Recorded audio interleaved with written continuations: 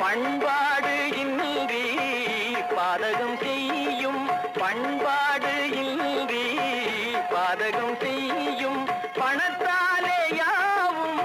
மறைத்திட நினைக்கும், பணத்தாலே யாவும் மறைத்திட நினைக்கும், குணத்தோடு வாழும் குடும்பத்தை அழிக்கும், குணத்தோடு வாழும் குடும்பத்தை அழிக்கும்,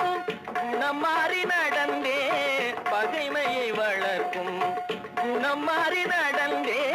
பகைமையை வளர்க்கும், வாழ்ந்தாலும் ஏசும் தாழ்ந்தாலும் ஏசும் வையகம் இதுதானடா. நம்ம தம்பி